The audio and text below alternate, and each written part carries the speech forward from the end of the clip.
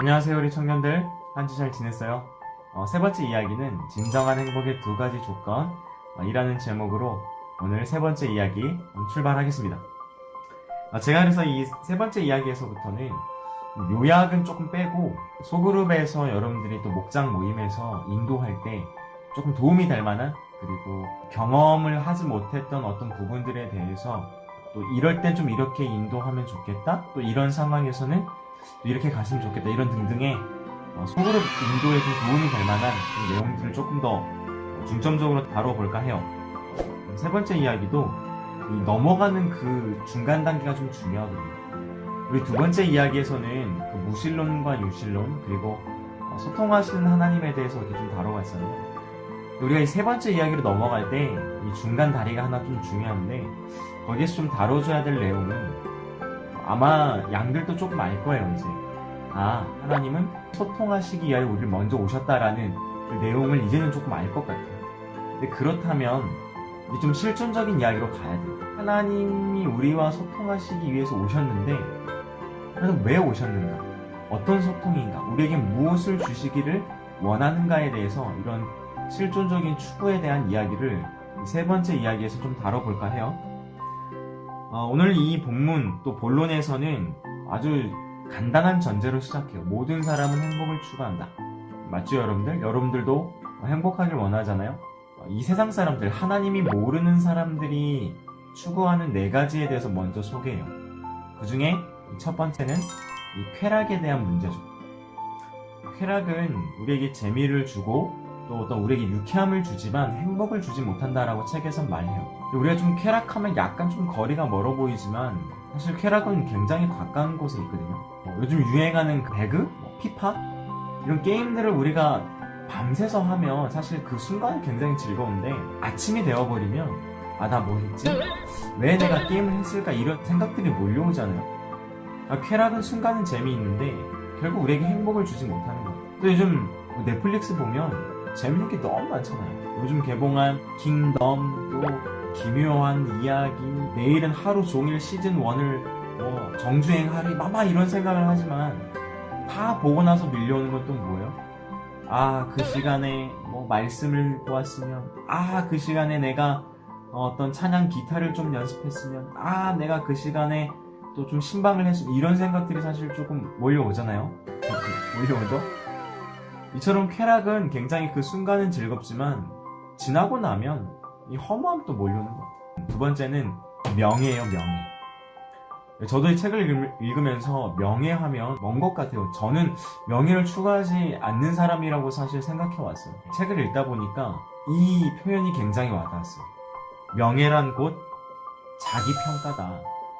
그러니까 명예란 사회에서 좀 우러러보는 그런 사람들이 명예를 가진 게 아니라 누구나 명예를 갖고 싶어 한다라는 내용이잖아요.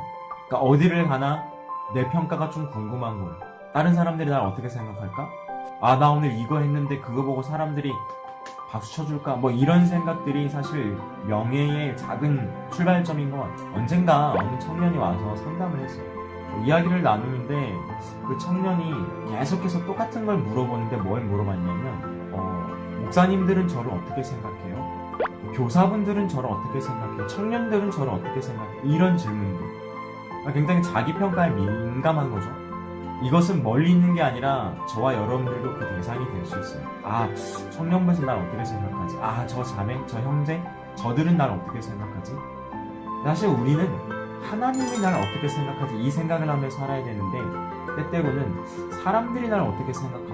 그런 력이 있지 않나? 라는 생각도 하게 됩니다. 세 번째는 권력을 이야기해주고 있어요. 권력. 이 권력은 어떤 힘이잖아요. 보이지 않는 힘.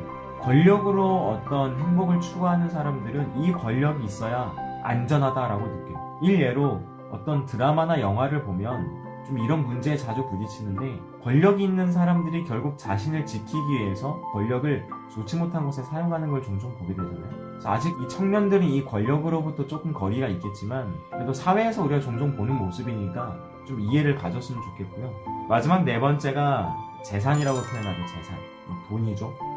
이 돈이 있으면 많은 걸 사실 누릴 수 있잖아요. 차도 살 수 있고 집도 살 수 있고, 근데 돈이 아무리 많아도 살 수 없는 것들이 또 있잖아요. 마이클 샌델의 돈으로 살 수 없는 것들이라는 책이 있어요. 이 책에서 말하는 걸 딱 한 문장으로 줄이면 돈으로 살 수 없는 것이 진정한 가치를 가진 것이다라고 정의해줘요. 시간, 사랑 뭐 이런 것들은 사실 돈으로 살 수 없잖아요. 지금 우리에게 있어서 또 중요한 가치는 마스크잖아요. 이 마스크에는 뭐가 담겨 있냐면 제 생각에 시간이 담겨 있고 노력이 담겨 있고 양보가 담겨 있고 이 마스크 하나에 많은 게 담겨 있는 거예요. 자, 여기까지 우리는 행복을 추구하는 4가지 잘못된 예를 살펴봤어요. 첫 번째는 쾌락, 두 번째는 명예, 또 세 번째는 권력, 네 번째는 재산. 자, 여기까지 정리가 좀 잘 됐을 것 같은데 이것을 마지막으로 한 번 더 정리를 해줘야 돼요. 소그룹 팁 첫 번째예요. 제가 전에도 말씀드렸지만 그 책에 있는 내용을 한 번 더 언급해주면 제일 좋죠. 풍삼초 60페이지를 보면 이렇게 기록되어 있어요. 이런 잘못된 4가지를 추구함으로 편리와 재미를 추구할 수는 있지만 진정한 또 근원적인 행복은 얻지 못한다라고 풍성한 삶의 초대 60페이지에 적혀 있어요. 이 정도 되는 어떤 좋은 문장은 목동분께서 한번 이것을 정리하듯이 읽어주시고요. 여기서 이제 4가지 이 잘못된 추구와 또 우리가 이제 결론적으로 다룰 중요한 내용과 여기를 연결해줘야 되는데, 일단 우리가 사용해볼 수 있는 문장은 뭐가 있냐면, 세상 사람들은 뭐 쾌락, 또 뭐 돈, 명예, 권력 이런 것으로 행복을 찾으려 하지만, 그렇다면 하나님을 믿는 우리는, 하나님을 예배하는 우리는 무엇으로 그 행복의 근원을 얻을 수 있을까요? 라고 해주면 정답이 좀 암시가 되잖아요. 이런 문장들 좀 사용해주시면 좋을 것 같고, 그렇다면 어떻게 행복의 근원을 우리가 찾을 수 있는가? 이 책에서 다루는 첫 번째는 무조건적인 사랑이라는 거예요. 무조건적인 사랑. 드릴 수 있는 예는 먼저 사랑하는 어떤 커플?